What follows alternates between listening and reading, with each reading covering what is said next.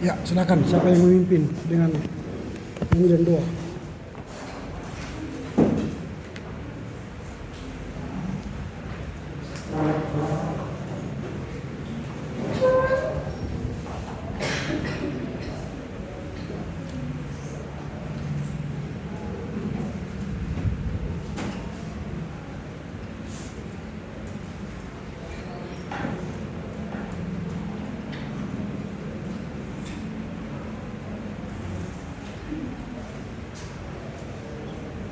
Oke, baik, kita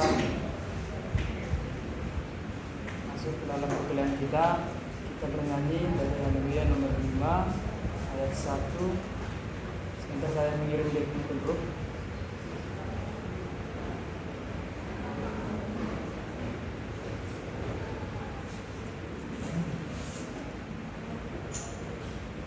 Ya, kita bernyanyi dari Haleluya nomor 5 ayat 1. Puji holong niatmu, oh Tuhan Yesus Raja. Puji holong niatmu. 1, 2, 3, ya.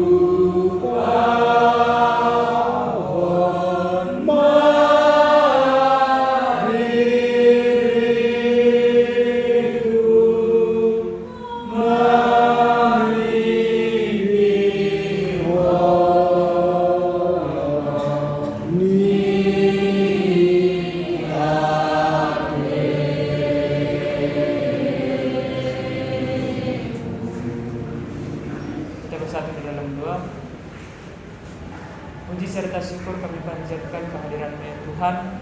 Pada saat ini masih memberikan kami kesempatan untuk berkumpul di sini, langsungkan perkuliahan kami. Sebentar ya Tuhan, mengaji akan menyajikan, mempresentasikan hasil sajian kami.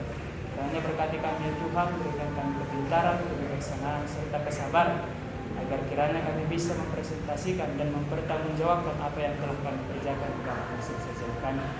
Juga ya Tuhan, berkatilah juga Bapak dosen yang akan mengajari dan membimbing kami dalam mata kuliah ini. Kiranya berikanlah beliau kepintaran, kebijaksanaan serta kesabaran untuk mengajari dan membimbing kami. Itu juga dengan teman-teman kami ya Tuhan yang juga akan mengikuti perkuliahan pada saat ini. Tuhan yang memberikan mereka kepintaran, kebijaksanaan serta kesabaran dan Roh Kudus Tuhan yang berdiam dan beraktivitas dalam mereka. Ini doa Nabi Tuhan yang kami panjatkan Nabi Yesus Kristus Tuhan dan Juru Selamat kami. Amin. Amin. Oke, baik. Kita akan membahas tema filsafat Angkola yang akan disajikan oleh kelompok 1. Sebenarnya saya akan absen dulu kita. Andre, Angelin, Antonius, Arto, Arendo, Dela, Delphi,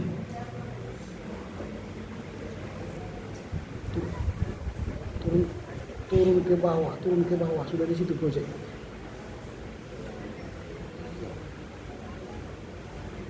Sudah pilih.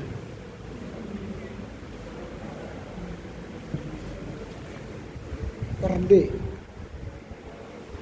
Fernand, Somus Murang, Evan, Krista, Gina, Gracia, Hokop, Ike, Inka, Joyce, Joshua, Joy Rafael, Keisha, Kevin, Kiki, Mei Miranda, Monang, Nathanael,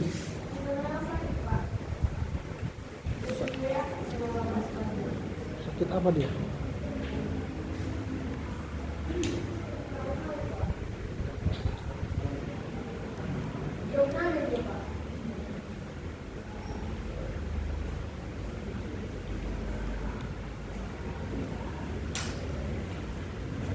Nathanael.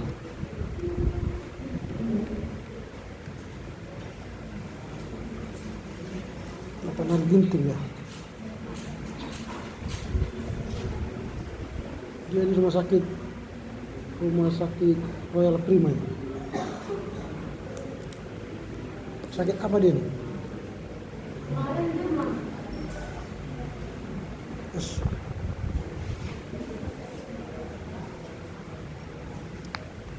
Oke, Rafael, Reski, Reika, Sanni, Selvi, Sri, Ferista, Wendy, Wiratmi Uratami, Yesi, Yuda, Julian, Yunar. Oke. Sudah semua ya.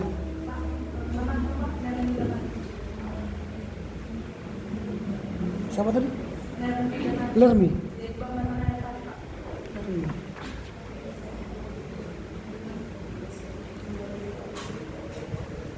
Nermi. Oh. Wah, sudah salah. Nanti tantangan ya, sudah salah apa yang saya lagi. Mata ini sudah apa? Nanti tantangannya aja. Sudah sempat sebut sakit kali ini. Sini.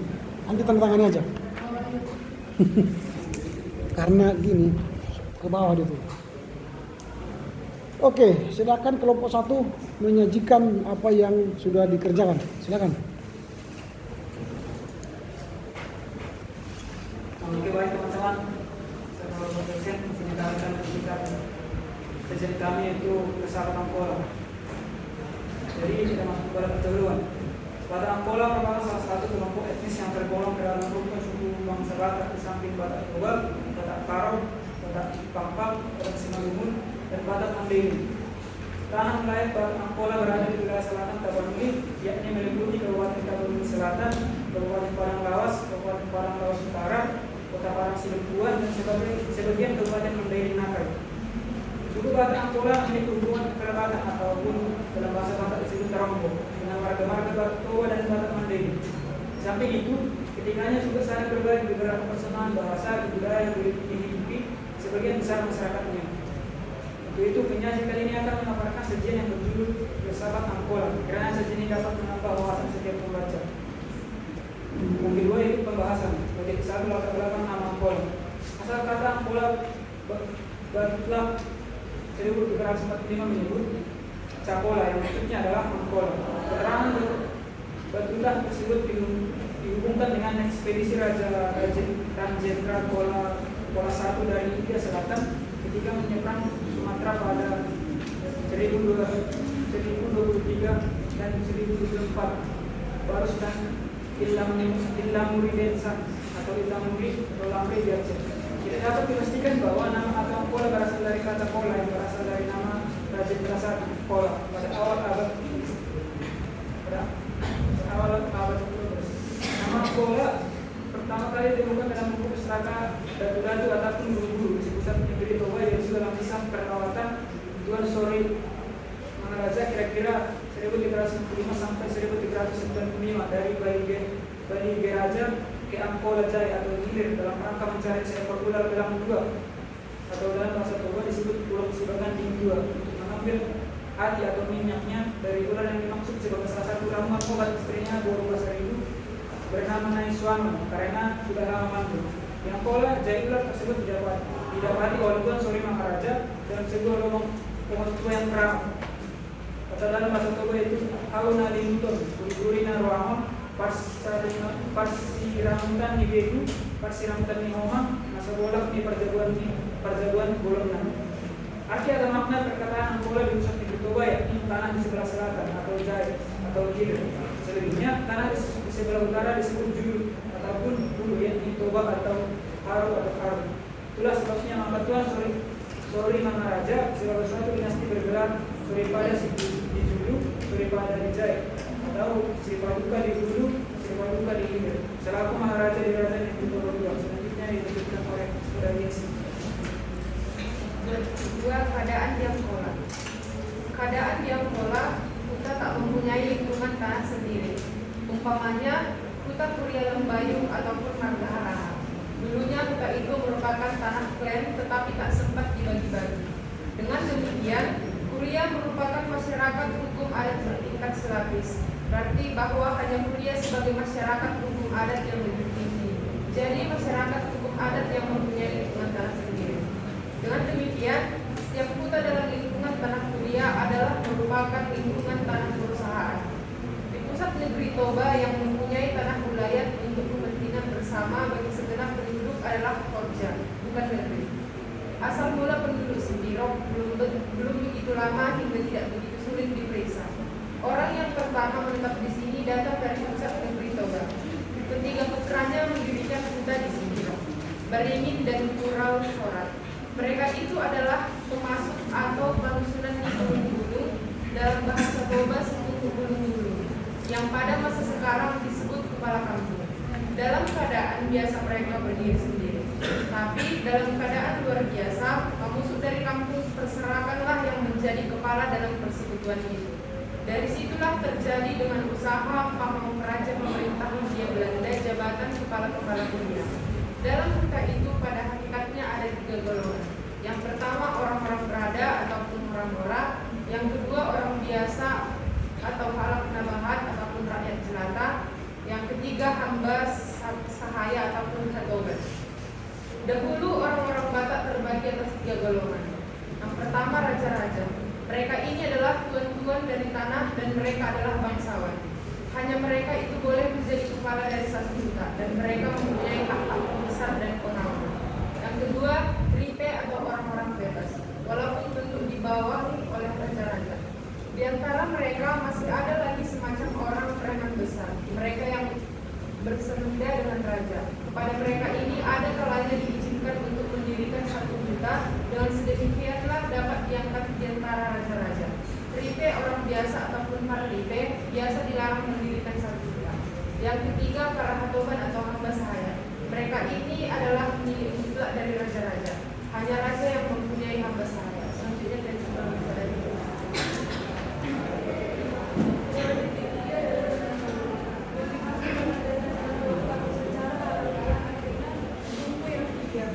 adalah satu lembaga ada profesional selatan yang merupakan satu kesatuan dari seluruh anggota dan dua tidak bisa seluruh adalah pihak yang mempunyai tercerai dan bersaudara kandung maupun keluarga dekat.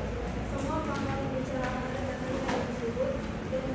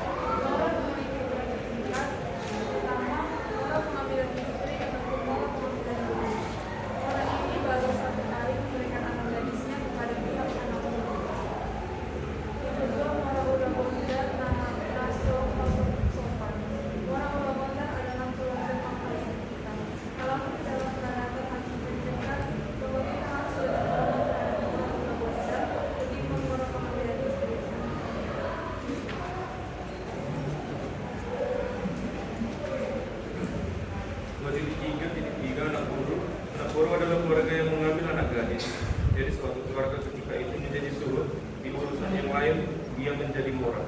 Begitu pula pada masalah yang lain dia juga bisa menjadi anak buruk. Titik 4, kedudukan unsur dalihan natulu. Pertama, kalau membuat suatu keputusan anak buruk, mora harus hadir dengan hak suara yang sama. Jikalau satu tidak hadir, tidak boleh diambil suatu keputusan dan keputusan tidak bisa dipaksakan. Kelompok surut anak buruk dengan mora mempunyai hak yang sama sehingga tidak ada yang di atas maupun di bawah. Yang kedua, dalihan natulu secara harfiah adalah 3 batu yang sangat tinggi. Jadi setiap pembahasan paradaton tidak bisa selesai kalau yang memberikan pertimbangan tidak lengkap ketiga unsur dalihan natulu. Yang ketiga, giliran mora. Anak buruk dengan surut berganti-gantian, maksudnya 3 unsur dalihan natulu ini sama-sama pernah menjadi anak buruk, pernah surut dan sama-sama pernah menjadi mora. Jadi posisi ini menjadi bukti bahwa hakikinya yang sama tinggi di dalam adat. Yang ketiga, anak buruk memberi kata putus. Kalau ada satu permasalahan di antara surut, diupayakan didamaikan oleh saudara kandung ataupun familinya. Kalau tidak terselesaikan, dapat diikuti sertakan mora untuk memberikan pandangan dan pertimbangan. Demikian pula kalau anak buruk melihat mora berselisih, anak buruk boleh mengumpulkan moranya untuk menyampaikan supaya mereka baikan. Yang ketiga, dalam hal menghadapi kesulitan pihak surut, penyelesaian biaya pesta adat selalu diatasi mora bersama anak buruk. Gambaran penyelesaian: 1/3 pembiayaan ditanggung surut, 1/3 pembiayaan dipikulkan kepada kelompok mora, 1/3 pembiayaan dibebankan kepada kelompok anak buruk. Penyelesaian ini biasanya diterima semua pihak dan masing-masing kelompok bergotong royong mengumpulkannya. Akan tetapi pada kenyataannya di masyarakat falsafah sangat tinggi, tidak banyak lagi yang menyadari dan unsur-unsur dalihan natulu. Malah kelihatan unsur moral lebih tinggi dari surut dan anak buruk selalu pada posisi paling bawah. Jikalau demikian, cara melihat falsafah dalihan natulu telah menyimpang dari yang digariskan nenek moyang. 2.5 Implikasi teori nilai-nilai Islam dan adat Batak Angkola dilanjutkan oleh saudara Gesia. Baik, kita masuk ke poin berikutnya. 2.5 Implikasi teori nilai-nilai Islam dan adat Batak Angkola. Ada 2 nilai yang diopini oleh orang-orang Angkola, yaitu pada satu sisi ia tidak memegang adat istiadat, namun di sisi lain ia mematuhi ajaran-ajaran syariat Islam. Senada dengan penelitian sebelumnya yang dilakukan oleh Abbas Pulungan yang mengkaji bagaimana interaksi adat Islam dalam hidup masyarakat di Tapanuli Selatan. Kehidupan Islam masyarakat Batak Angkola di Tapanuli bagian selatan sudah ditata dengan struktur kerabatan di dalihan natulu dan ajaran agama Islam. Setiap kegiatan upacara adat dan pekerja yang paling banyak dipengaruhi adalah acara-acara yang berhubungan dengan perkawinan. Sementara pada upacara kelahiran, kematian dan musibah, warna Islam lebih dominan karena dimensi dasar dari adat dan Islam yang ditentukan berbeda. Yang berikutnya itu 2.6 dilanjutkan apa sama? 2.6 norma-norma adat Batak Angkola. Secara norma-norma adat yang terdapat di wilayah adat Batak Angkola secara umum untuk keempat daerah tingkat 2 tersebut boleh dikatakan sama, apalagi makna dari kata yang mereka gunakan paling berbeda hanya dalam logat atau irama. Di wilayah Batak Angkola dalam hal adat ada 2 istilah yang menjadi tulang punggung pelaksanaannya. Pertama, dalihan natulu. Itu dalihan natulu adalah merupakan filsafat yang menjadi dasar pijakan pelaksanaan adat masyarakat dan sekaligus menjadi tiang berdirinya seluruh norma-norma adat baik Siria maupun Siluluton. Yang kedua, obat bensin 5 godok. Obat bensin 5 godok adalah merupakan penyempurnaan dari dalihan natulu dan istilah ini hanya berlaku di wilayah Tapanuli bagian selatan. Dan ini menunjukkan kebiasaan. 2.7 Filsafat masyarakat Angkola. Masyarakat Angkola memiliki keyakinan nilai-nilai luhur yang kuat yang dijadikan sebagai pedoman yang mengatur berjalannya tataan adat istiadat. Keyakinan masyarakat Angkola itu telah menjadi suatu filosofi sekaligus sebagai aturan-aturan yang harus dipatuhi karena dianggap memiliki kekuatan batin yang merupakan jiwa yang sudah mendalam dan membantu bagi masyarakat adat. Adapun yang terkait dalam filosofis adat istiadat Angkola berupa aturan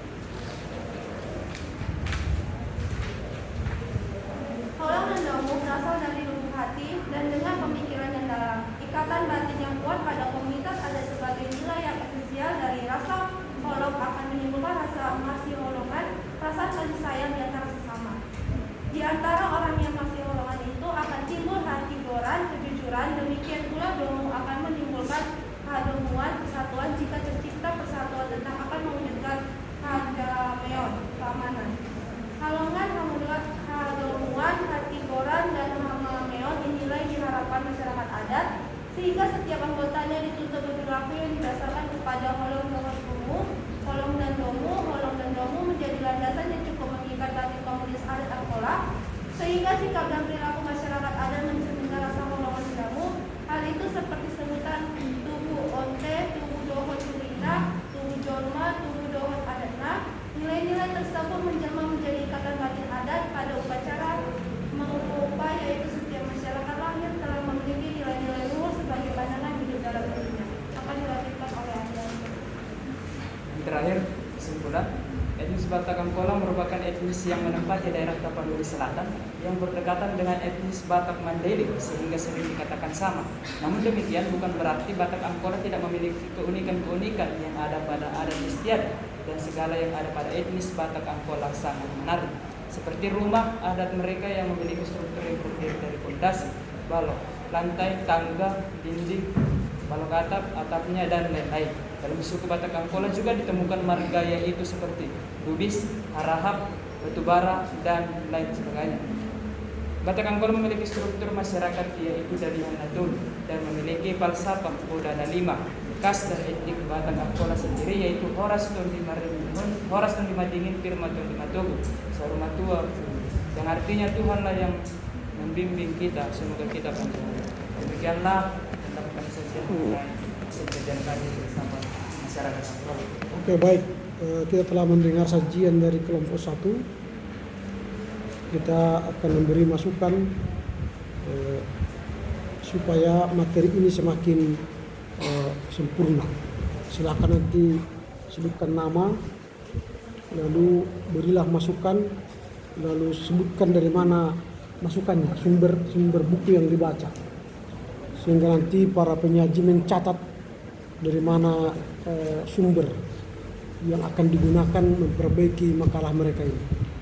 Disebut nama, lalu sampaikan apa masukanmu, dan kemudian sebutkan sumber dari mana kau baca. Oke, silakan. Oke, dimulai dari sana, dari begini ya, silakan.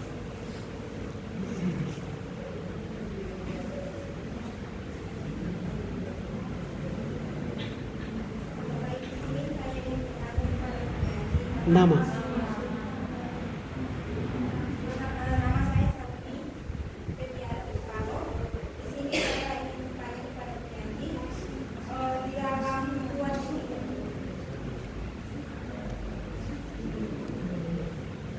Bertanya nanti.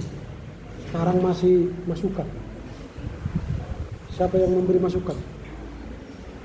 Silakan. baik di dalam 2.3 ada dari Natul. Jadi saya ingin menambah Nama. Nama saya Kemudian sama. Oke. Di dalam 2.3 ada dari Natul. Siapa tadi Ike? Kiki Pak. Oh, Kiki. Oke, silakan. Di dalam 2.3 ada dari Natul. Saya ingin menambahi kata dari Natul dalam bahasa Batak artinya untuk sedangkan Natul ada 3.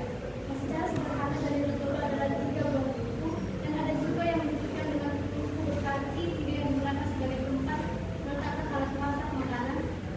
Ketiga tubuh ini letakkan seperti segitiga sama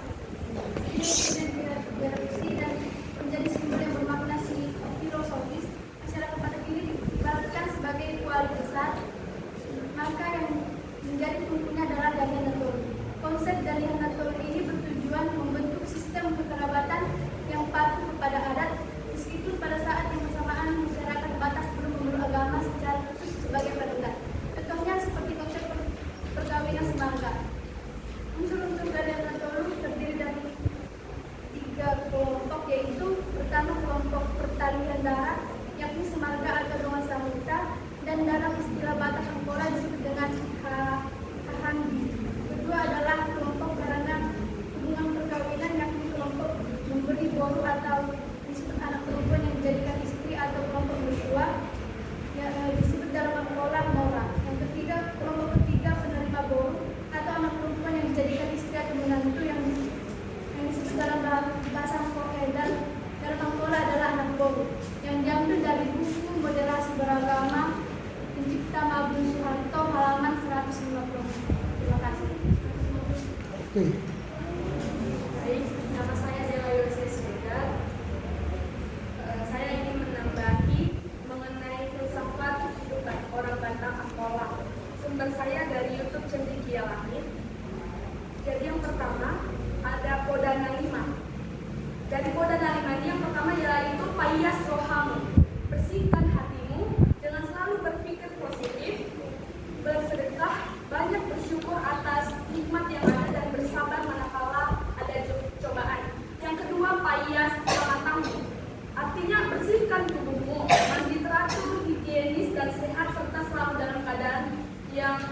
bersih dan indah.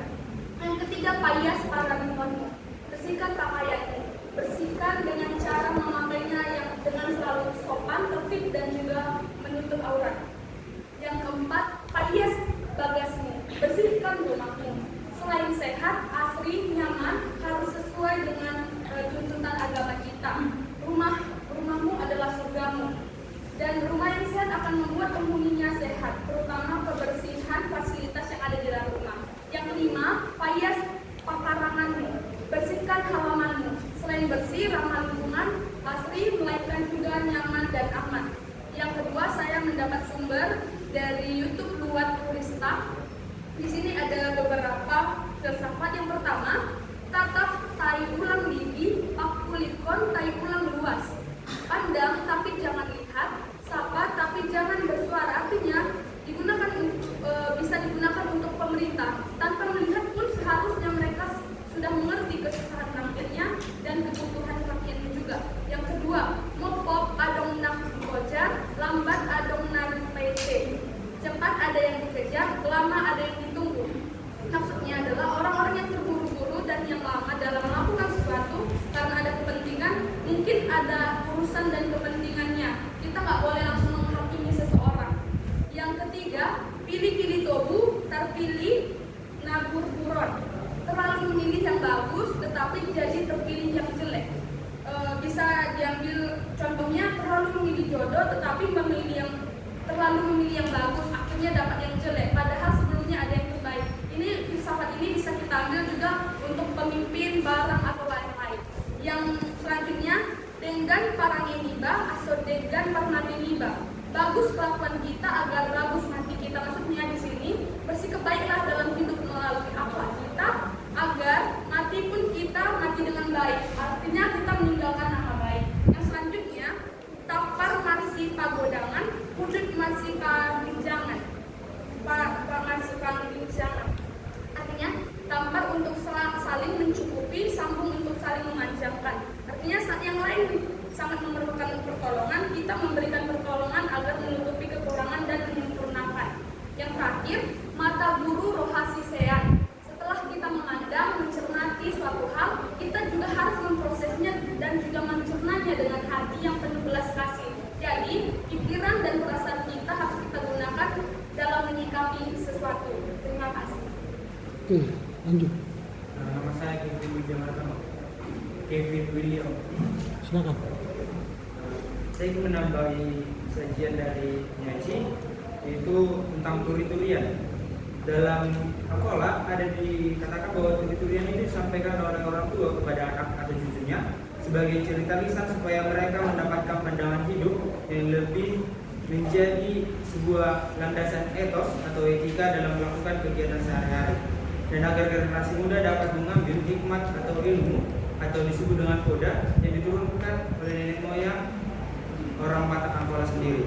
Dari wilayah Angkola ada beberapa contoh, yaitu Asalusul Nigo Orar di Mutaba Tunda 2, Carito Nisa Dainaina Napista, Carito Nisi Biao, Carito Ni Jabu Udo Otsi Japitung, Carito Nisi Bisu. Nah, terus dalam Angkola juga ada tahapan-tahapan dalam perkawinan.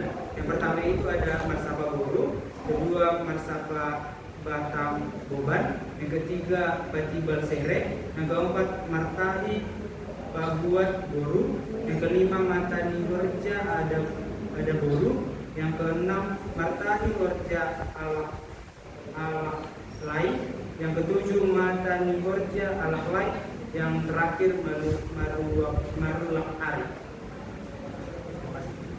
Oke, ada lagi tadi? Tidak ada. Oke, silakan direspon. Masukan mereka itu apakah cocok dengan apa yang tadi disajikan atau tidak? Silakan.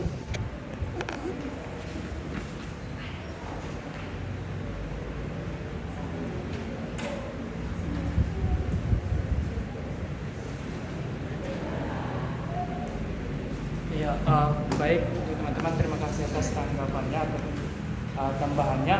Tapi tadi ada beberapa tanggapan yang mungkin tidak bisa kami terima, seperti tanggapan dari Kevin mengenai tahapan-tahapan perkawinan seperti itu.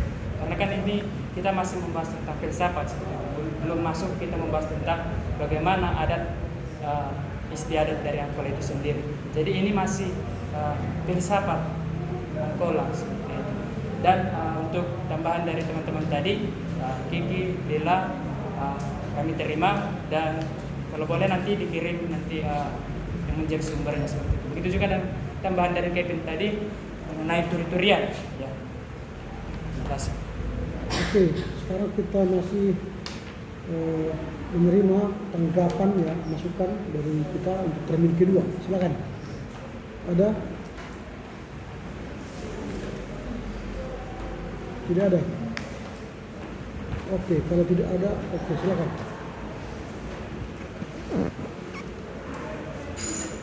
Baik, saya ingin bertanya. Nama. Nama saya Gina.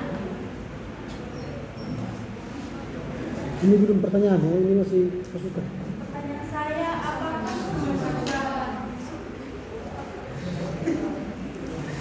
Ada lagi yang memberi masukan? Tidak ada. Oke, baik. Kalau tidak ada yang memberi masukan, sekarang kita masuk pada pertanyaan.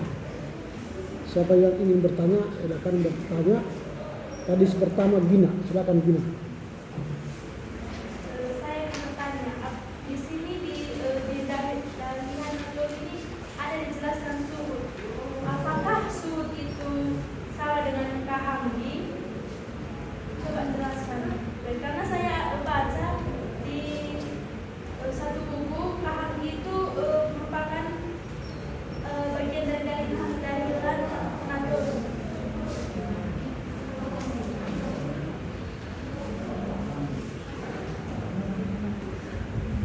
Silakan. Dikumpul aja. Ada lagi selain dia tadi ada. Silakan. Baik, saya ingin Ini silakan. di bagian 2.2 yang dahulu orang Batak terbagi atas 3 golongan, itu yang nomor 2. Ada dikatakan di sini lipe orang biasa atau palipe biasa dilarang mendirikan suatu hutan. Tetapi ada juga pernyataan di paper penyaji yang mengatakan bahwa kepada mereka ini ada kalanya diizinkan untuk mendirikan satu hutan. Dengan sedemikianlah dapat diangkat di antara raja-raja. Dan pertanyaan saya, apa alasannya sehingga nggak boleh orang ribe atau orang biasa atau panitia ini mendirikan suatu hutan? Terima kasih. Oke, siapa lagi? Silakan. Nama. Siapa? Nama saya Angelina Junisya Saragi. Siapa? Angelina. Oke, silakan. Pertanyaan saya, siapa tokoh dari filsafat Angkola ini dan apa filsafat yang ia berikan kepada suku Angkola? Oke, siapa lagi? Sebelah sini, silakan. Baik, nama saya Krista Priadi Sampah. Saya ingin bertanya, bagaimana persebaran dan perkembangan filsafat Angkola ini, dan apakah filsafat Angkola ini masih berlaku hingga saat ini? Terima kasih. Ya, baru silakan siapa lagi? Satu lagi sana. Ada? Oke, silakan. Di dalam Silakan. Di dalam 2.3.2 ada tertulis mengenai di dalam peradatan harus ditunjukkan bahwa kita harus lebih hormat terhadap moral ulu gonda ketimbang moral pengambilan istri. Yang menjadi pertanyaan saya adalah apa yang membedakan moral ulu gonda dengan moral pengambilan istri, dan mengapa kita harus lebih hormat terhadap moral ulu gonda ketimbang moral pengambilan istri? Terima kasih. Oke. Silakan paling belakang. Terima kasih. Nama saya Rachel Purba. Menurut pertanyaan saya, apa yang menjadi filsafat hidup dari suku Angkola ini?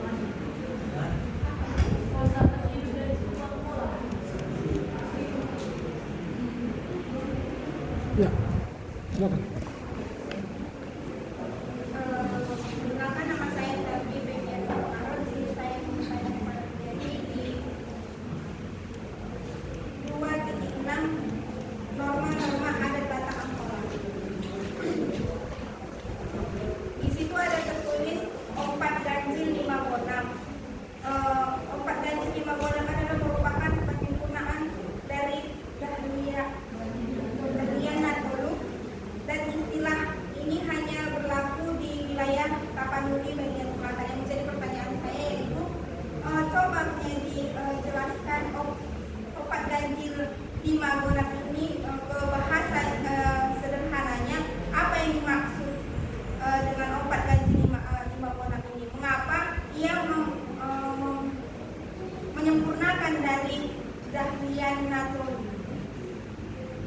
Oke, silakan kelompok menjawab pertanyaan dari peserta.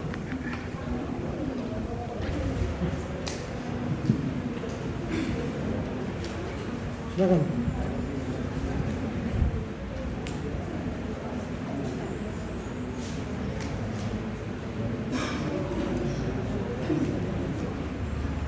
Ayo. Baik, saya akan menjawab pertanyaan dari Krista mengenai persebaran dan perkembangan filsafat Angkola. Nah, seperti yang kita ketahui, ada beberapa yang menjadi filsafat Angkola, salah satunya yaitu Kodana 5. Yang dimana tadi seperti yang dijelaskan oleh Dede itu, Kodana 5 itu yaitu balas rohamu, bias rohamu, bias pematamu, bias paraditormu, bias bagasmu, bias pateranganmu. Yang dimana Kodana 5 ini yaitu warisan dari leluhur yang dijadikan sebagai landasan hidup untuk mencapai hidup yang bersih, sehat, jasmani dan rohani. Jadi kalau kita lihat perkembangannya yaitu, jadi filsafat ini ataupun Kodana 5 ini ataupun di dalam bahasa Indonesia dikatakan 5 nasihat dari filsafat dari Angkola ini, itulah menjadi landasan hidup bagi masyarakat adat Angkola. Seperti itu. Oke, ada lagi menambah.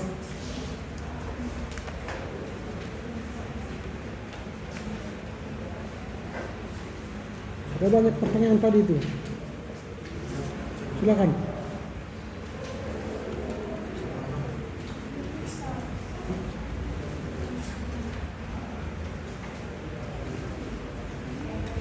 Erik, silakan. Baik, saya akan mencoba menjawab pertanyaan dari saudara Nina, yang mana tadi pertanyaan itu, apakah sumur sama dengan amati? Seperti dengan yang tambahan dari saudara tadi itu adalah bahwa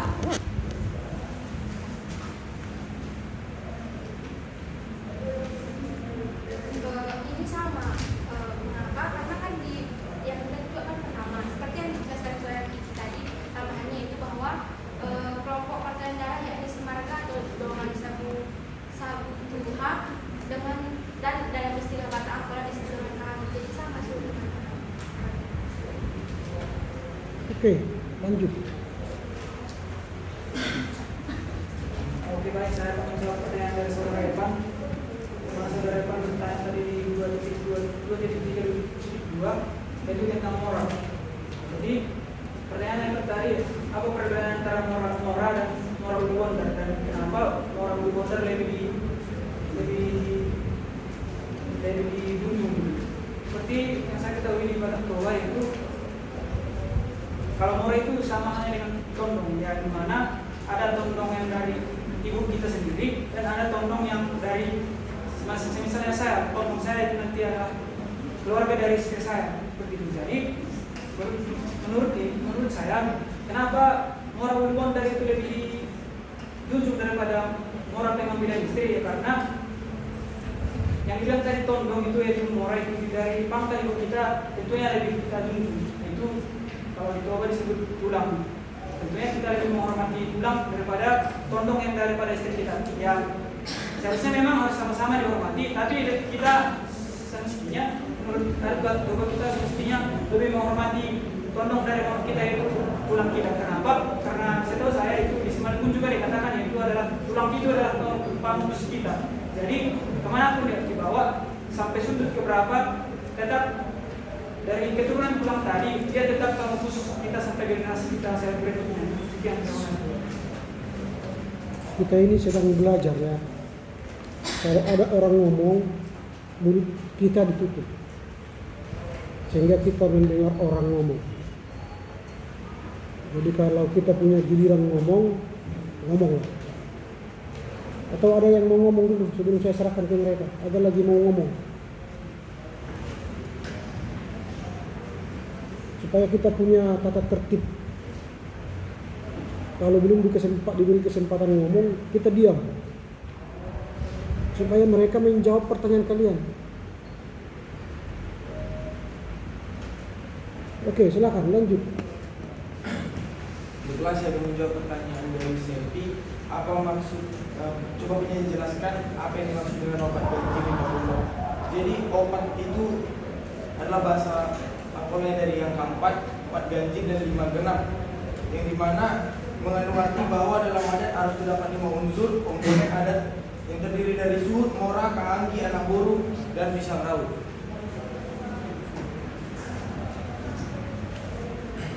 Oke, lanjut.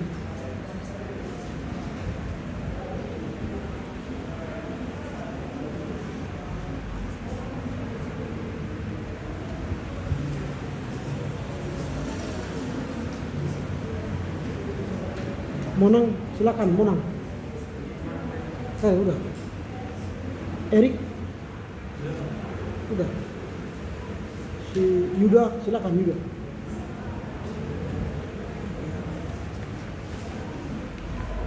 Gak bisa. Yesi.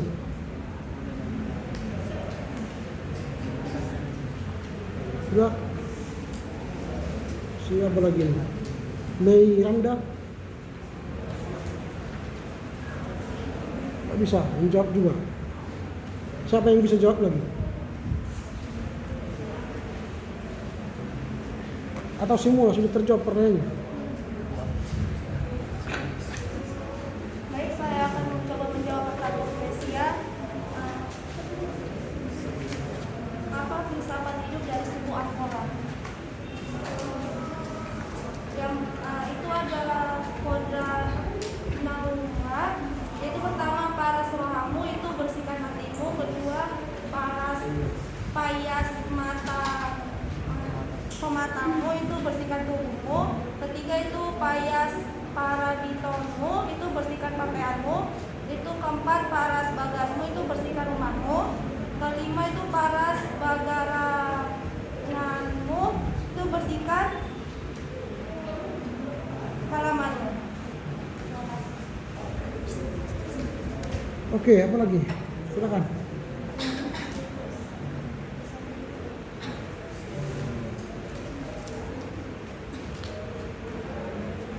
Itu saja cukup. Atau ada lagi pertanyaan yang belum terjawab? Ada pertanyaan yang belum terjawab? Silakan.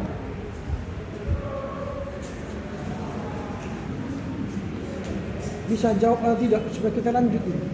Ya, mengenai pertanyaan dari Angel, yaitu siapa tokoh filsafat Angkola? Seperti yang kita ketahui, filsafat Angkola ini berasal dari kebiasaan dari masyarakat Angkola itu sendiri, yang kita tahu bahwasanya masyarakat Angkola itu masyarakat yang beradab. Jadi kalau kita bilang siapa, kalau saudari Angel dan mengatakan siapa tokohnya, mungkin ini mungkin ini tidak pas ya, karena memang seperti kita tahu filsafat Angkola ini tidak terbuat seorang tokoh, tetapi ini berasal dari kebiasaan masyarakat Angkola itu sendiri, berasal dari adat istiadat Angkola itu sendiri. Oke, ada lagi?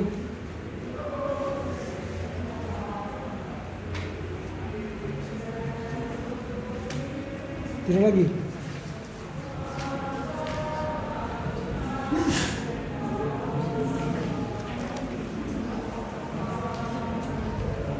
Rizka? Udah? Oke, semua pertanyaan sudah selesai.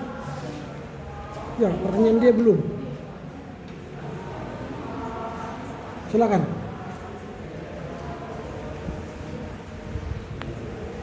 Oke, baik. Saya akan menjawab pertanyaan dari saudara Inka. Yang saudari bertanyakan, apakah alasan orang gripe atau orang biasa tidak boleh membangun bangunan dengan sendiri? Gitu. Ya, saya akan menjawabnya langsung. Kenapa orang gripe tidak boleh membangun bangunannya? Karena orang gripe atau orang-orang bebas tunduk di bawah oleh raja-raja, dan mereka masih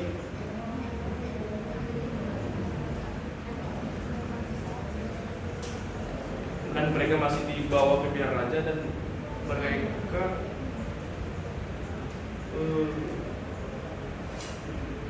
intinya mereka tidak dilarang karena masih di bawah pimpinan raja, karena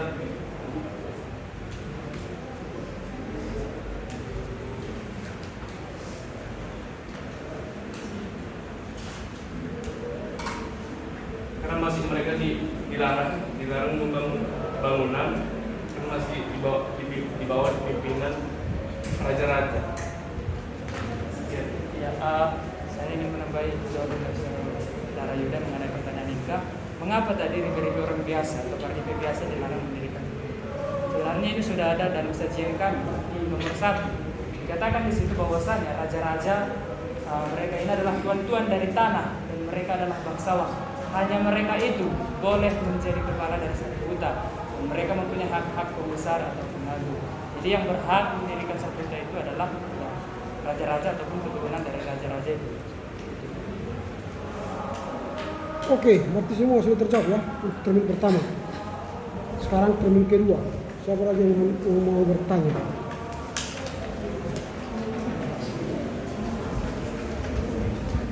Silakan. Silakan. Saya tanya kepada kelompok, Nama. mana tadi di dalam mengajar belakang, terlihat sendiri. Silakan. Nama Angola ditemukan dalam buku pustaka dari batu atau guru-guru yang dipusatkan di negeri Toba. Jadi apa saja isi yang terdapat di dalam buku tersebut? Dalam buku pustaka dari batu atau guru. Yang kedua, dalam sajian yang menjadi falsafat, dalam sajian penyaji yang menjadi falsafatnya ialah kolom dan dowu dan holongan. Jadi sejauh mana sudah perkembangan falsafat tersebut di dalam masyarakat Angola? Terima kasih. Oke, lanjut. Baik, saya ingin bertanya kepada Ya. nama saya Oke. Silakan. ini kan dulu kita tentang masyarakat Angola. Jadi saya ingin bertanya kepada penyaji tentang apa yang menjadi implikasi kerabatan dari Natolu bagi urban Batak Angola di Tapanuli Selatan dan di Tapanuli Selatan dan Sumatera Utara.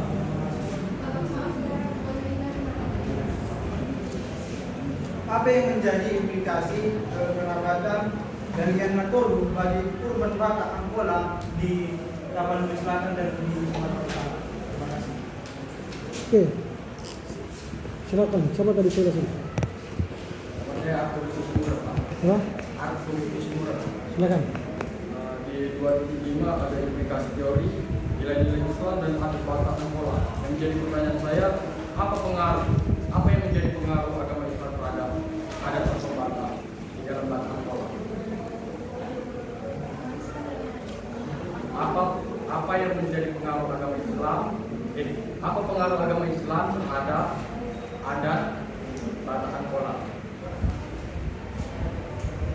Oke, lanjut. Nama saya Antonius Tiaga Semarang. Saya ingin bertanya pada poin 2.2 keadaan yang ulang pada paragraf yang kedua. Dikatakan ketiga putranya mendirikan hutan di Spiro, Baimi dan Parosorat. Mereka itu adalah pemasuk atau panusunan di Gunung Gunung. Yang menjadi pertanyaan saya yaitu siapa saja ketiga putra itu, dan pertanyaan saya yang kedua yaitu apa yang menjadi ciri khas dari sahabat Angola ini? Oke. Lanjut lagi. Cukup. Oke, silakan. Kelompok menjawab pertanyaan.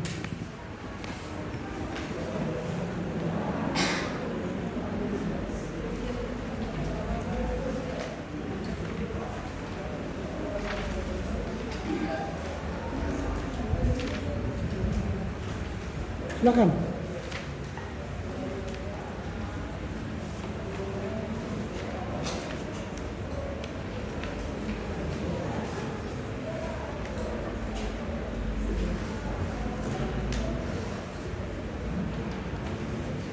Ada yang bisa menjawab?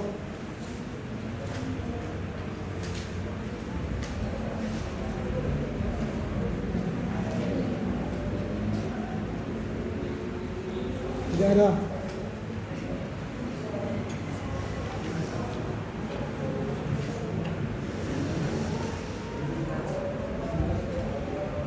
Ya.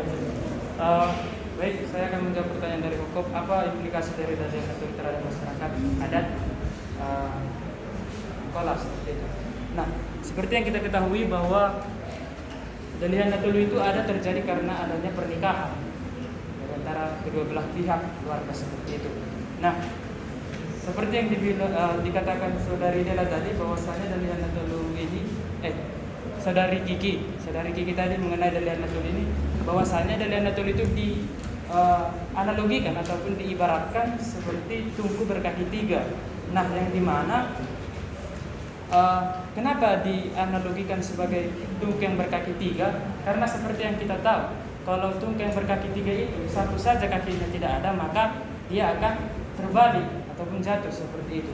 Nah, dalam hubungannya dengan masyarakat Angkola tersebut, yaitu dapat kita lihat bahwasanya Dalihan Natoli itu terdiri dari Mora ataupun Mora ini sering itu tugasnya itu sebagai penasehat seperti itu, ataupun ini merupakan barisan marga dari keluarga ibu, dan yang kedua itu Suhut atau Kaha Anggi, yang dimana saudara semarga atau marga lain yang terikat dalam adat seperti itu. Lalu yang ketiga anak baru, yang dimana ini barisan suami dari saudara perempuan seperti itu. Jadi ada suatu keterikatan, harus ada kerjasama di antara yang ketiga ini, karena ketika satu saja hilang maka ini tidak akan seimbang.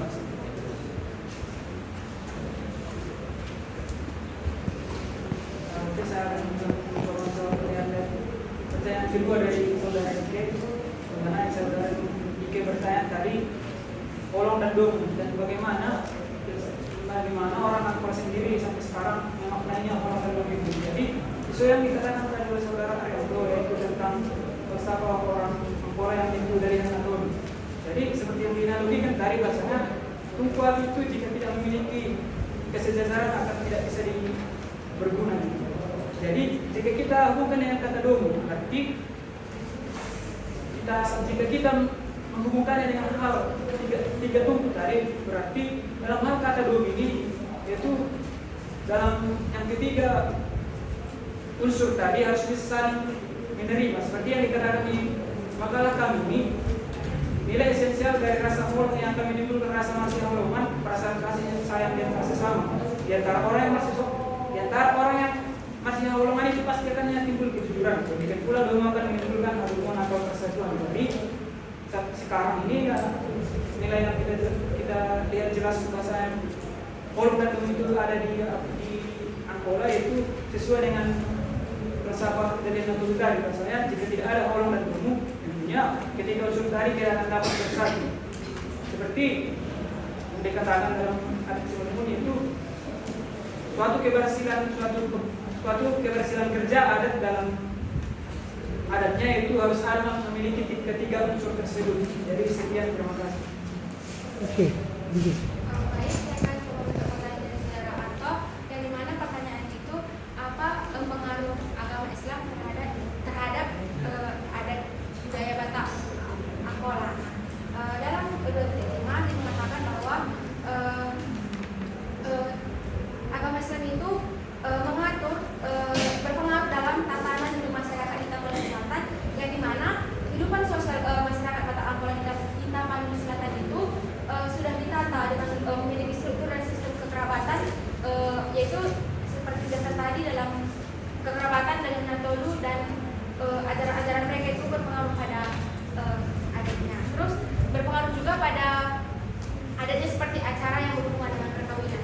Jadi agama Islam itu berpengaruh dalam acara adat seperti perkawinan seperti itu. Terima kasih. Saya akan menambahkan jawaban Arif terhadap pertanyaan pokok. Yang menjadi implikasinya itu adalah bahwa sekarang dalam adat orang Angkola itu Dalihan Natoli inilah yang menjadi pelaku adat. Saya akan menjawab pertanyaan kedua dari saudara Petrus. Ciri khas wisata Angkola. Ciri khasnya itu yaitu bahwasanya Angkola itu amat menjunjung tinggi nama keluarga dan marganya. Dan juga bahasa yang digunakan Angkola itu juga berbeda, pada dasarnya berbeda dengan yang lainnya. Seperti logat pada masyarakat suku Angkola terdengar lebih lembut dibandingkan orang Toba dan yang lain sebagainya. Saya menjawab pertanyaan dari Antonius, siapa nama ketiga putranya? Ya, itu namanya adalah Tuan Surba di Jaya, Tuan Surba di Julu, sama Tuan Surba di Batu.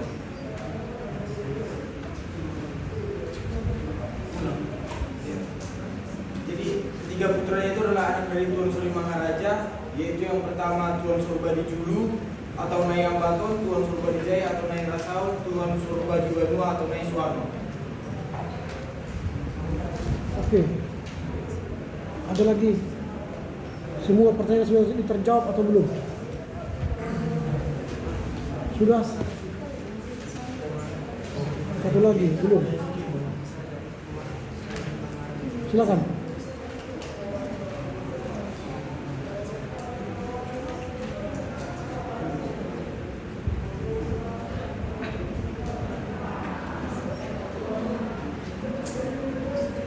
Ayo.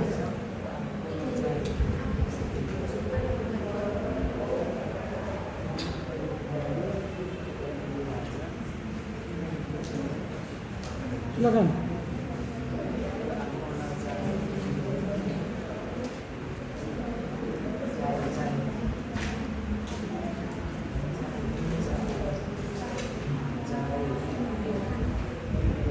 Silakan. Ada yang bisa jawab atau tidak?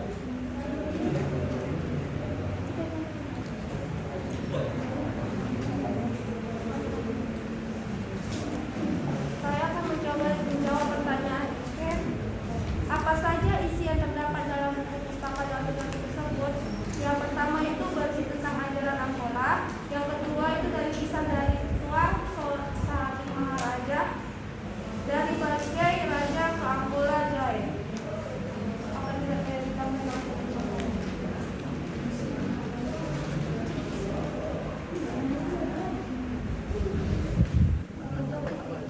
Itu saja? Ada lagi? Sudah. Oke, sesi terakhir. Kalau ada yang hendak bertanya lagi, sesi terakhir ada. Silakan.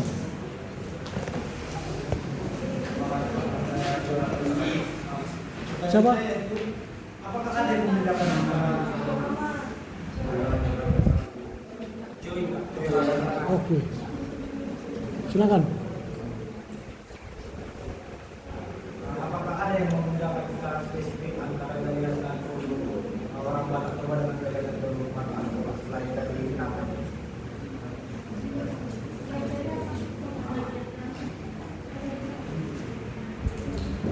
Sudah, angkat. Ada lagi? Oke, tidak ada. Silakan kelompok.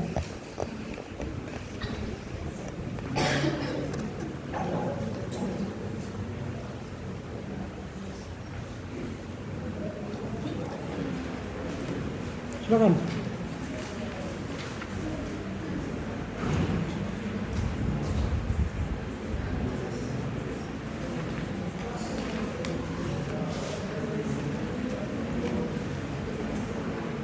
Iya, baik.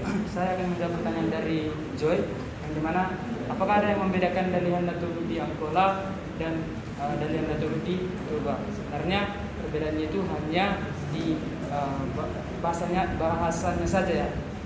Misalnya di Angkola itu disebutkan mora, sedangkan di Toba itu mungkin hula-hula. Kalau di Simalungun dia namanya tondong, seperti itu. Kalau di Angkola dia suhud atau kahanggi. Di Toba itu yaitu dongan tubuh, seperti itu. Dan yang ketiga itu anak boru, seperti itu. Yang dimana ini mungkin juga sama seperti itu. Di Toba juga boru, seperti itu. Mungkin itu bisa saya jawab. Ada tambahan teman-teman? Saya akan menambahi, jadi istilah Dalihan bagi suku Batak itu tidak sama tetapi prinsipnya adalah sama. Maksudnya itu sama kayak dibilang Ariel tadi, cuma dari bahasanya aja berbeda, tapi itu intinya sama. Begitu. Ya, terima kasih. Oke, ada lagi yang menambah? Cukup? Oke, kalau sudah cukup kita beri tepuk tangan untuk kelompok 1.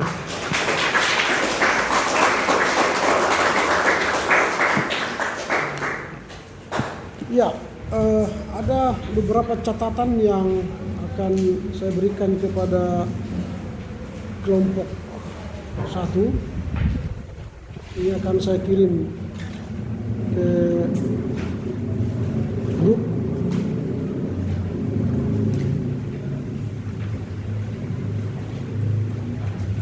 Sebentar saya kirim ya.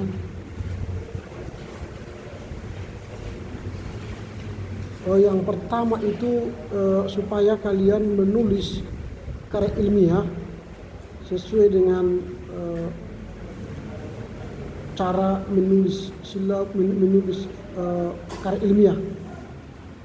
Saya kurang tahu apakah kalian sudah mendapatkan itu, tapi saya kirim di grup, sudah saya kirim cara menulis makalah.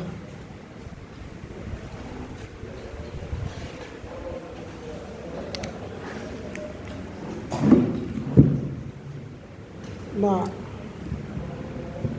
makalah itu dalam karya ilmiah tidak sama seperti dalam penulisan makalah SMP SMA.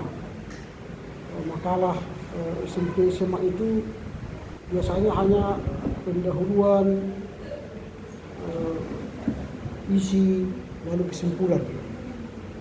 Itu hanya bagian dari tugas SMP SMA. Kalau sudah di kampus perguruan tinggi, cara penulisan makalah itu sudah lebih ilmiah, mulai dari sampul ya. Jadi kalau diberikan seperti ini, itu kayaknya dia paper yang telanjang, yang tidak punya sampul, tidak punya baju. Jadi kalau mengirimkan sebuah karya ilmiah, usahakanlah memiliki pakaian ya. Ada pakaian cover di depan, lalu setelah itu ada kata pengantar, ada daftar isi, lalu ada latar belakang, rumusan masalah, tujuan penulisan, lalu nanti ada pembahasan. Itu makalah. Lalu di pembahasan itu dikerjakanlah apa latar belakang kalian menulis filsafat itu. Lalu apa tujuan menulis, sehingga nanti kalian terlatih menulis karya ilmiah. Kalau sekarang kalian tingkat 2 sudah terlatih menulis karya-karya ilmiah, nanti pada akhirnya semester 8 kalian sudah bisa menulis skripsi. Jadi tidak perlu lagi diajari karena sudah terlatih. Tapi kalau kalian hanya menulis seperti SMP SMA tadi, setelah judul, maka ada pendahuluan, lalu kedua isi, pembahasan, baru ketiga kesimpulan. Ini tugas paper SMP SMA. Tapi kalau sudah paper mahasiswa tidak seperti ini lagi. Saya sudah kirim cara penulisan makalah. Nanti perbaikannya ikuti cara itu. Perbaikannya ya. Dan masukan dari teman-teman tadi yang sesuai dengan judul kerjakan. Lalu masukan saya sudah saya masukkan. Nah, apa yang saya mau catat dari sini, yang pertama, kelompok belum fokus pada sebuah filsafat. Filsafat Angkola itu banyak sekali. Ada kelahiran, pernikahan, kematian, masuk rumah, syukuran, atau juga dalihan natul, atau kekerabatan, atau banyak filsafat Angkola. Kalau 2A tadi bicara kelahiran, 2B kelahiran, 2A itu bicara perkawinan, kalian bicara apa? Kalau saya lihat paper ini lebih condong pada dalihan natul, maka saya usulkan judulnya itu filsafat dalihan natul dalam menurut budaya Angkola. Itulah kalian gali, sehingga kalian tidak luas membahas filsafat itu, tapi sudah lebih fokus pada apa itu Delihan Natolu menurut orang Angkola. Apakah sama dengan Toba atau Simalungun atau Karo? Apa bedanya konsep Delihan Natolu menurut Angkola? Tadi sudah disampaikan ada 4 ya, Bundul Naopak gitu ya. Artinya selain Delihan Natolu, bagi orang Angkola tambah satu lagi Tungku, yang keempat itu Pisang Rau. Jadi tidak hanya Mora, Kahanggi dengan anak Boru, ada lagi Pisang Rau. Itu keunikan orang Angkola. Nanti kalian bahas itu. Sehingga ada disebut dengan Bundul Naopat gitu ya. Jadi tidak hanya cukup Delihan Natolu, tapi harus disokong oleh Pisang Rau. Pisang Rau itu apa namanya? Ibabere ya, kalau di Toba itu Ibabere, Ibabere. Itu. Makanya saya bilang di catatan saya, kelompok belum menyajikan salah satu filsafat dari Angkola. Jadi pilihlah kalau mau Delihan Natolu bahas. Kemudian makalah ini terlampau singkat, 8 lembar kan. Jadi makalah itu biasanya 10 sampai 20 halaman gitu. Bukan mengatakan tidak bagus, tapi kalau singkat padat bagus masih enak gitu. Ini sudah 8 halaman tapi tidak bernas gitu ya. Lalu tata cara penulisan pun masih banyak yang salah. Misalnya Tapanuli Selatan itu luas. Dalam tata penulisan kan harus kota. Kotanya apa? Tapanuli Selatan itu bisa kotanya Spirok, bisa kotanya Sidempuan, bisa kotanya Batang Toru atau apa. Di mana kotanya? Kan menulis ilmiah kan harus ada nama kota, bukan nama provinsi atau nama kabupaten. Dilihat nanti di situ. Baru tata cara mengutip dari tesis atau disertasi. Catatan kaki 5 itu kita nggak tahu apakah itu tesis atau disertasi. Kalau tata cara menulis dari tesis disertasi, Abbas Pulungan misalnya, itu tidak miring itu. Jadi dia tanda petik peranan Delihan Natolu sampai itu ke Kapol Selatan, tutup petik, baru koma, baru miring. Apakah tesis atau disertasi? Misalnya tesis, koma, buka kurung. Di mana kota kampus itu? Ini IAIN Sunan Kalijogo itu di Jogja, maka Yogyakarta. Titik 2. Nah, dia pasca sarjana apa? S2 atau S3? Kalau dia tesis berarti S2, pasca sarjana S2. IAIN Sunan Kalijaga. Sekarang ini bukan lagi IAIN, dia sudah UIN. Sudah UIN ya. Nah itu jadi harus jelas dilihat dari mana dia. Kalau dia tesis atau disertasi. Nah kemudian catatan kaki nomor 7, falsafah masyarakat Angkola, itu harus ada nama penulis. Harus ada nama penulisnya, siapa penulisnya. Kalau kita klik artikel ini, maka akan kelihatan nanti di situ siapa nama penulisnya. Nah, penulis di sini ini kan falsafah masyarakat Angkola.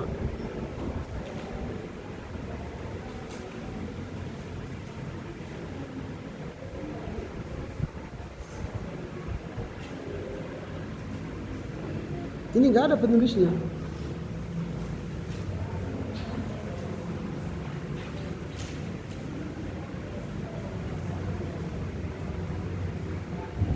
Ini diambil dari disertasi doktor dari Ahril Pane di antropologi. Ini kan ada di bawah ini. Di bawah itu ada namanya. Oleh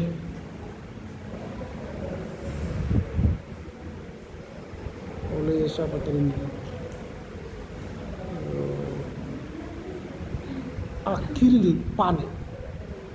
Akhiril Pane.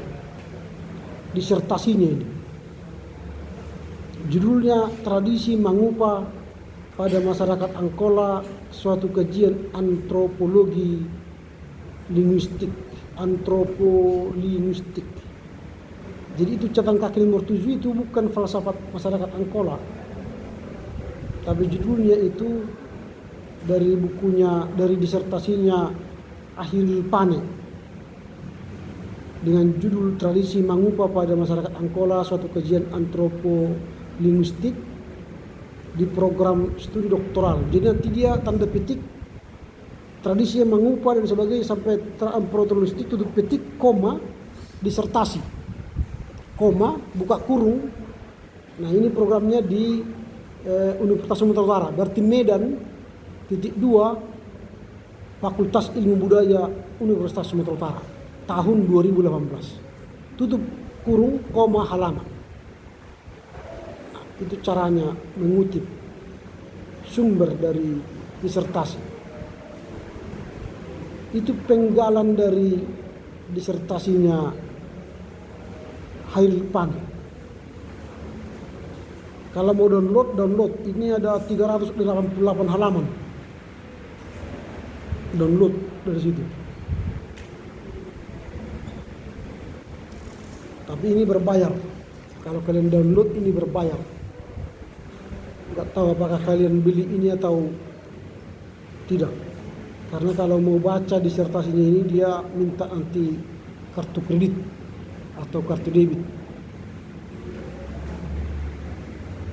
Oke, itu cara penulisan.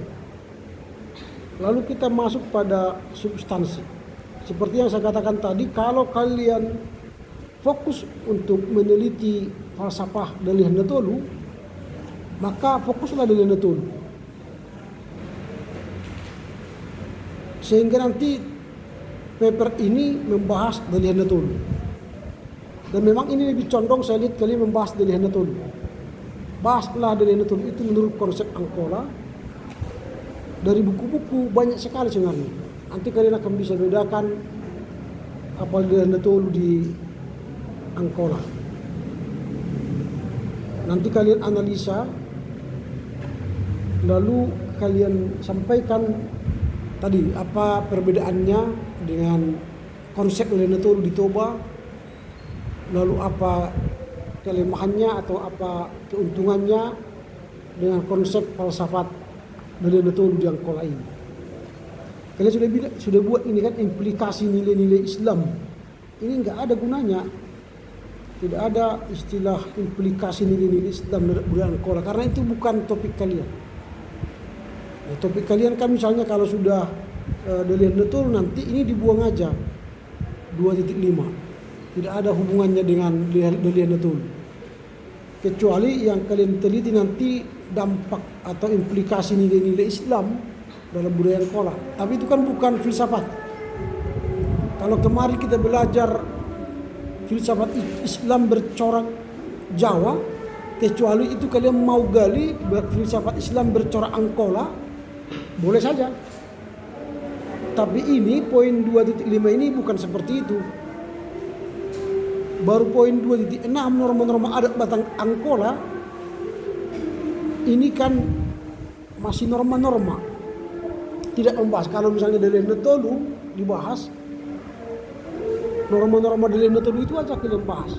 Daripada norma-norma adat Batang Angkola itu banyak sekali. Kalau Dalih Nahdlatul apa norma-normanya? Kalau nanti kelahiran apa norma-normanya? Kalau menikah apa norma-normanya? Banyak sekali norma-norma itu. Sehingga jangan semua kalian bahas.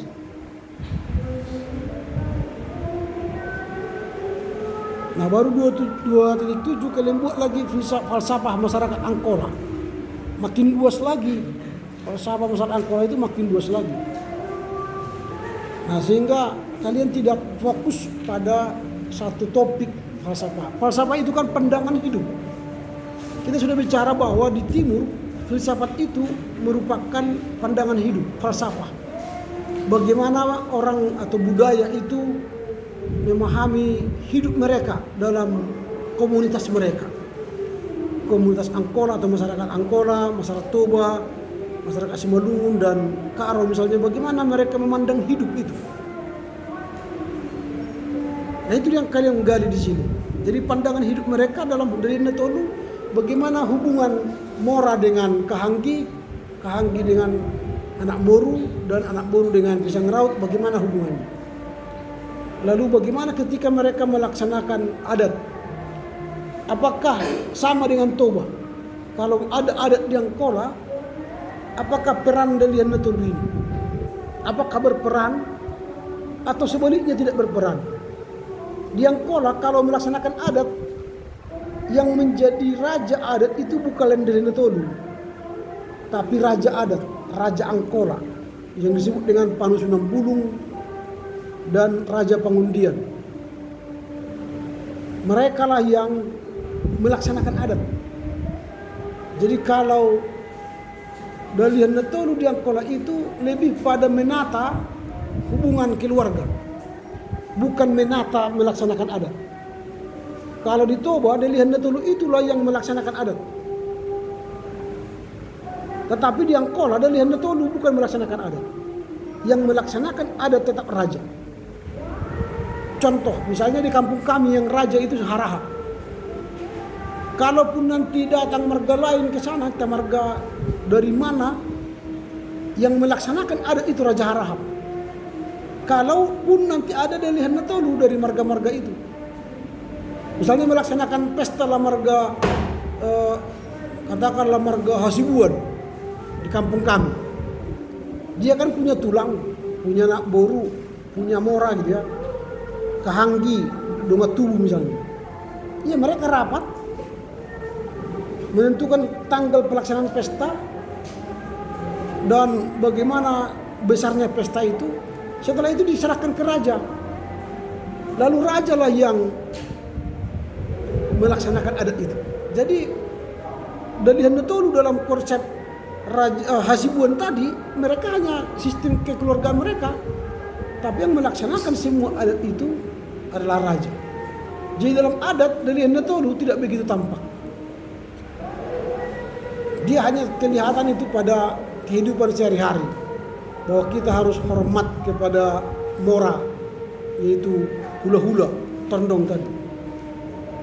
Tapi dalam adat tetap yang melaksanakannya adalah raja. Kalian lihat nanti itu. Sehingga ada perbedaan, keunikan konsep Dalian Netolu dari Angkola dibanding Toba atau Karo dan Simalungun. Kalau di Simalungun nanti konsep Dalian Netolu beda lagi kan. Mora itu tidak begitu dipandang, yang dipandang adalah Kalimbu bukan. Beda lagi pemahamannya Dalian Netolu dalam Karo. Di Simalungun saya kurang tahu bagaimana konsep Dalian Netolu.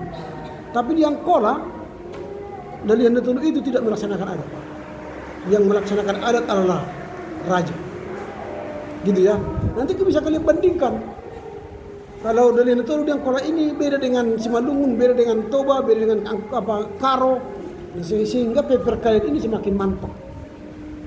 Sehingga orang membaca, oh gini rupanya Dalian Netolu di Angkola, ini rupanya Dalian Netolu di Simalungun, ini rupanya Dalian Netolu di Karo. Wah, makin bagus kan? Nah itulah dari saya, selamat memperbaiki. Jadi minggu depan dikirimlah ke saya perbaikannya atau ke grup supaya teman-teman juga lihat perbaikan kalian. Lalu saya nilailah kalian. Sekarang sudah saya nilai di awal bagaimana kalian gitu. Tapi nanti setelah paper kalian sudah diperbaiki, lalu cara mengirimnya kan sudah tahu kan? Sudah buat 2C, filsafat Angkola, itu buat perbaikan. Itu artinya file ini sudah final perbaikan. Kirim minggu depan supaya saya nilai. Lalu untuk kelompok 2 dikirim hari ini. Jangan lewat jam 6. Supaya kita bisa baca.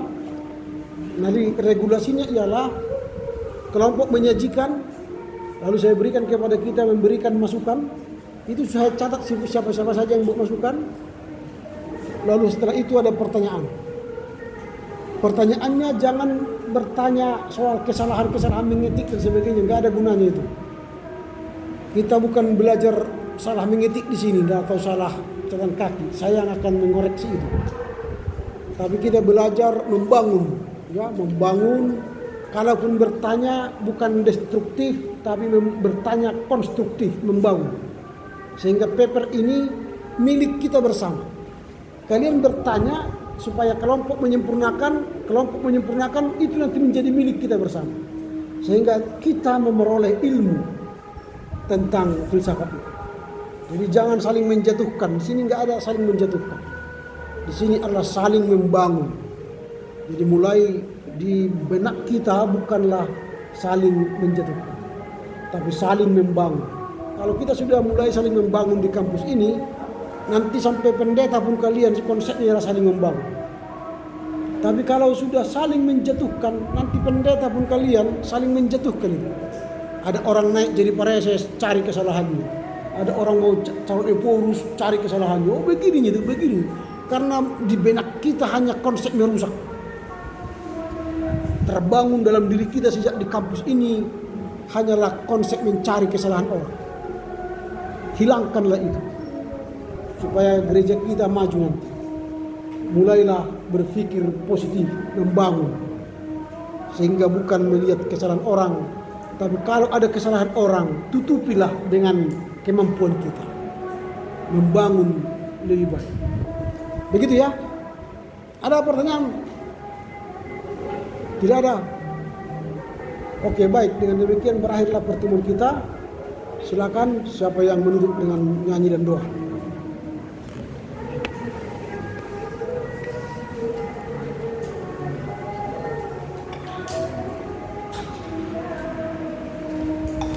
Baik, sebelum kita menutup kelas kita pada hari ini, kita bernyanyi dari kitab Daniel nomor 302. Udah ada gitu.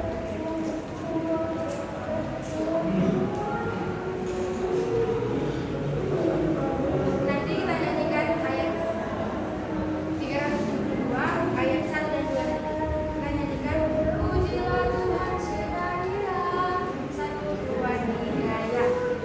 Pujilah Tuhan Sibalia, puji perbahanan kasih bisa, tembus suling trompet, cabir bansorana, puji Tuhan simada kina-kina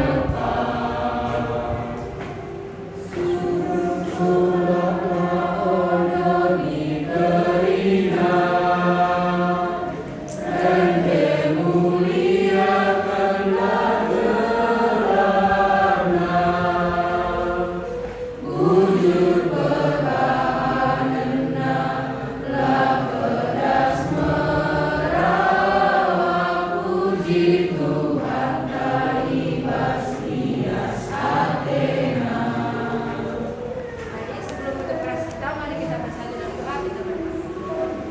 Sungguh kami ucap syukur Tuhan untuk berkat-Mu yang begitu luar biasa, sehingga Tuhan masih melayakan kami untuk dapat berkumpul di kelas ini untuk mendengarkan dan melakukan dan mengikuti pelajaran filsafat yang pada hari ini. Kami di surga, kami telah selesai melakukan presentasi kami. Kiranya Tuhan memberkati hati dan pikiran kami, sehingga Tuhan apa yang sudah jelas oleh para penyaji dapat kami serap dan dapat kami dengan kehidupan kami, sehingga Tuhan kami mampu menerapkannya untuk masa depan kami kelak. Kami di surga, begitu juga kepada Pak Dosen kami beserta dengan keluarganya. Tuhan berkati mereka, lindungi dia, berikan dia kesehatan, rezeki, umur yang panjang, Tuhan limpahkan sukacita atas Bapak Dosen kami beserta dengan keluarganya, sehingga mereka sanggup hidup dalam kasih karunia Tuhan. Begitu dengan Tuhan untuk kelas kami berikutnya, kami serahkan dengan Tuhan. Dalam kehidupan kami satu ini, kami juga serahkan dengan Tuhan. Malam putra terus kami berdoa dan bersyukur kepada Tuhan. Amin. Oke, selamat sore ya.